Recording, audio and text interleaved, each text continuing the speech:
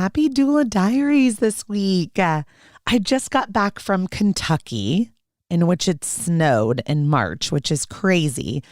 And I went to see my best friend Amy and just have a restful getaway at the lake. Now, if you've been listening to the podcast for a while and maybe you've heard episode 10, Amy tells the full story of having an unmedicated VBAC on the side of the road in the car. Amy has 3 amazing birth stories, but today I wanted you to hear the foreword to my book, Birth Story, that she recorded for the audio version. So the Birth Story Pregnancy Guidebook and Journal is available at birthstory.com. It comes for free with Birth Story Academy if you're in the United States, and I can ship it to you for less than $100. And you can always use code Birth Story Podcast for $5 off if you want a hard copy of the book. And if you have Audible, you can use one of your Audible credits to download the book. So this week's Doula Diaries, I just wanted you to hear from Amy and her incredible birth story packed into just a few minutes on what it was like to have a VBAC after having an induction with her first, a breech cesarean with her second, and then a baby on the side of the road in a VBAC. So enjoy Amy's foreword. She's my bestie. I had such an amazing weekend with her. And this Doula Diaries is dedicated to Ames.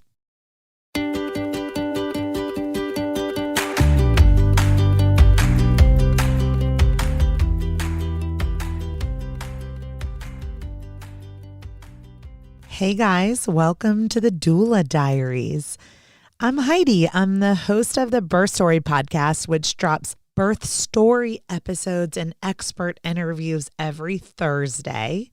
I'm also the author of the Birth Story Pregnancy Guidebook and Journal. It is everything, 529 pages of everything that you need to know to prepare for your birth. You can get that at birthstory.com. And I am also the content creator for Birth Story Academy, where you go for online learning from a virtual doula. You can also get into my private Facebook community through Birth Story Academy. And here on Tuesdays is where we meet for Doula Diaries. So welcome. Before we get started, I would love to have you guys in Birth Story Academy. It is premier childbirth education for your hospital birth, no matter what the birth looks like that you're planning. So medicated, unmedicated, a wait and see attitude, a belly birth, an induction, there is a module for all of it. And I have a blank name tag at your seat waiting to put your name on it. And the best part about Birth Story Academy is that I get to be your virtual doula. You go into my private Facebook group where I interact with you every single week and cheer you on as you plan and prepare for the birth that you want, no matter what that looks like. So I hope you will go to birthstory.com and enroll in Birth Story Academy today. If you are currently listening to the recording of this audiobook, you are supporting a dreamer, a thinker, an educator, and a mother, and for that, I would like to hug you. Your very talented author, Heidi Marie, is one of my dearest and most trusted friends. Her light and love and personality take over a room. We first met through mutual friends for sushi, and I rudely shushed her loud talking in a restaurant. Not recommended for making fast friends.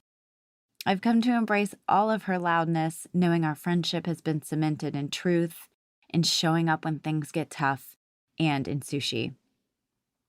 Heidi has compiled this exceptional book of firsthand stories of amazing mamas bringing their babies earthside, along with tips and space for you to document your own journey.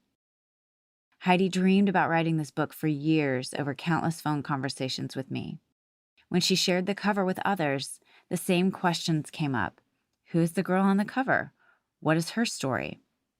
Well, it's me, Amy, and my big glowing belly is on the cover of Birth Story.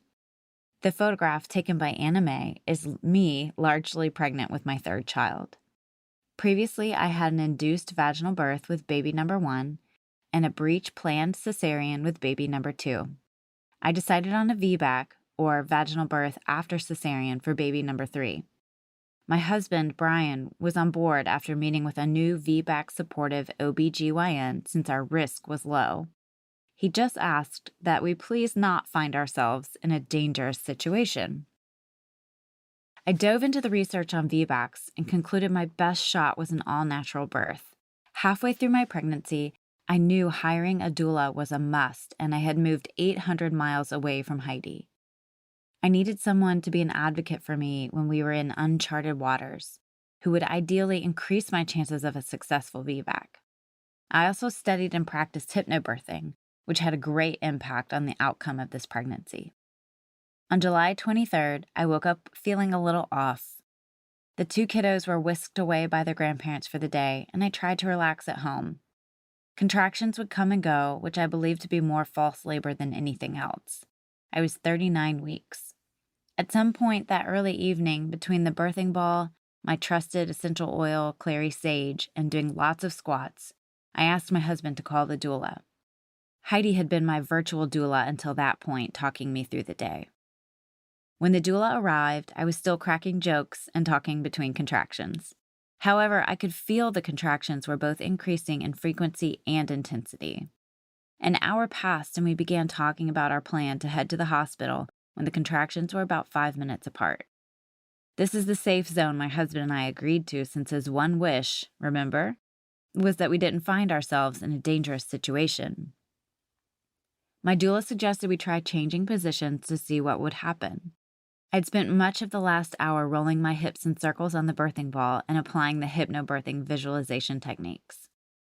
Brian casually went to gather a few towels in the event we needed them and to put the dog away in the basement. While he was away, I moved to the bathroom. As I sat down to empty my bladder, a contraction came, and I can vividly remember the shock and terror that passed through me as my water broke. A minute later, the next contraction hit and I began to push. It was uncontrollable. Our relatively stress-free and calm environment abruptly changed. I told the doula to call 911 and that I was not leaving the house. She and my husband insisted that we head to the hospital. Our minivan screamed down the freeway at 90 miles an hour with caution lights flashing and the horn honking. It's pretty safe to say this was not part of the birth plan. Brian was calm and terrified and somehow managed to call the hospital to let them know that I was a VBAC patient on my way and we were coming in hot. That conversation, in my memory, was quite fragmented from the ear-shattering, white-knuckle-inducing guttural labor sounds. There I was in the front seat, moaning in all my pregnant glory. It was July in Kentucky. No shoes, no shirt, no problem. I was just trying not to sit on my baby's head as my husband weaved in and out of traffic.